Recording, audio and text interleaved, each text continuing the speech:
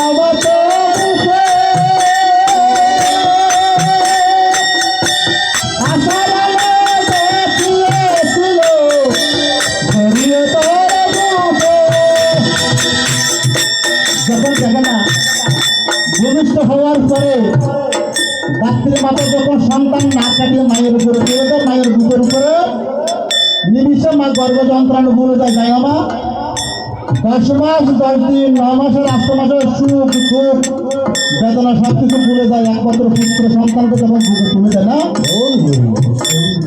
তখন মা মনে মনে আশা করে, মনে মনে আশার গর্বান আমার ছেলে বড় হলে আমাকে খামারুজা করে খাওয়াবে, আমার ছেলে ডাক্তার হবে, আমার ছেলে পুলিশ হবে, 10 ব্যারিস্টার হবে। আতুর করে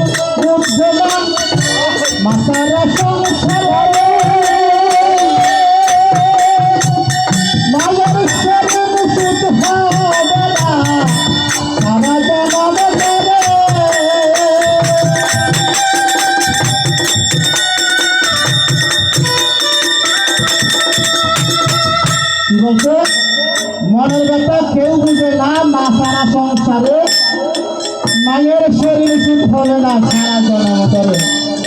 যখন আমাদের দুর্গা পুজো, লক্ষ্মী পুজো, সরস্বতী পুজো আসে, ছেলেরা মেয়েরা পুত্রবধূরা বলে আমাকে আজকে একটা লাল জামা শাড়ি দিতে হবে, আমাকে জিন্সের প্যান্ট কিনে দিতে হবে, বলে না ছেলেরা?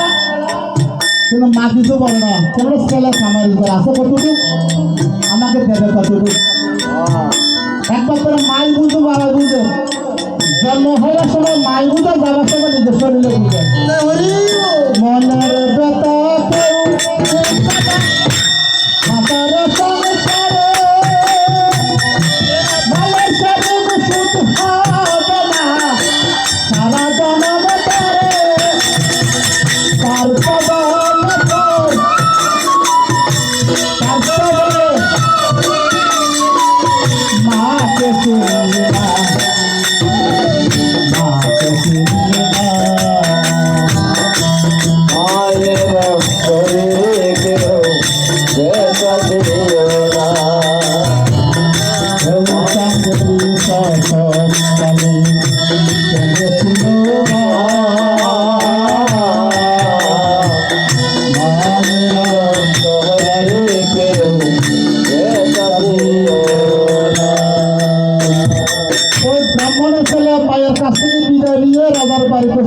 গিয়েছে। রাজার বাড়িতে যখন গিয়েছে, রাজা মুনি ঋষি ব্রাহ্মণ পণ্ডিতকে ডেকে যজ্ঞের আয়োজন করছে। ও যজ্ঞের আয়োজন করার ফলে এটা শ্রাবণ মাস, যখন ফাটা বলি দেয়, ফাটাকে বলি দেওয়ার আগে পুকুরের থেকে স্নান করেন না, স্নান করানোর পরে একটা সিঁদুরের ফোঁটা দেয়, বিল্লপত্র বেঁধে দেয়। তদ্রুপ ব্রাহ্মণের ছেলেকে পুকুর থেকে স্নান করানোর পরে মাথার মধ্যে দিয়েছে কি সিঁদুরের ফোঁটা। তদ্রুপ একটা ফাটা ছাগলকে যেরকম করে ব্রাহ্মণ ছেলেকে সেরকম সাজে সাজ্জিত করিল। যখন ব্রাহ্মণ ছেলেকে ওই যজ্ঞের কাছে আনিল, আর কষাই হরফ নিয়ে দাঁড়িয়ে আছে, ব্রাহ্মণের আদেশ করবে, কলের মধ্যে বসাবে বসি দিয়ে, তখন এক কোফে ছেলেকে দুই টুকরো করে ফেলবে। তখন ব্রাহ্মণের ছেলে বলতেছে, তখন পরম দয়ালকে ডাকতেছে, গোবিন্দ আমি সারাটা জীবন খেলায় খেলায় আমার মানব জন্ম কাটিয়ে দিয়েছি, কখনো তোমাকে ডাকতে পারি নাই। এই বিদায়ের বেলায় আমি তোমাকে স্মরণ করতেছি, আমার বাঁচার কোনো ইচ্ছে নেই। আমার একমাত্র ইচ্ছে কি আমার বাবা আমার মা যাতে চরম সুখে থাকতে পারে। কেননা আমি পৃথিবীতে আসছি একমাত্র মা বাবার ভালোবাসা পেয়ে। মা বাবা ছাড়া কোনো সন্তান আসতো মা পৃথিবীতে আসে নাই। যদি মা বাবা ছাড়া যদি কোনো ছেলে সন্তান আসতো, তাহলে এত যাগযজ্ঞ আয়োজন হতো না, এত শ্রাদ্ধ কল্প হতো না। জয় কৃষ্ণ। তখন ওই ব্রাহ্মণ ছেলে মনে মনে ভগবানকে বলতেছে, ওরে কোথায় রে কাঙ্গালের হরে, কোথায় রে কাঙ্গালের হরে, একবার টাকা দাও আমারে। আমি সারাটা জীবন মায়ার চলে খেলার চলে বন্ধু বান্ধবকে সাথে নিয়ে খেলায় কাটিয়ে ফেলছি, তোমাকে ডাকতে পারি নাই। তখন বলছে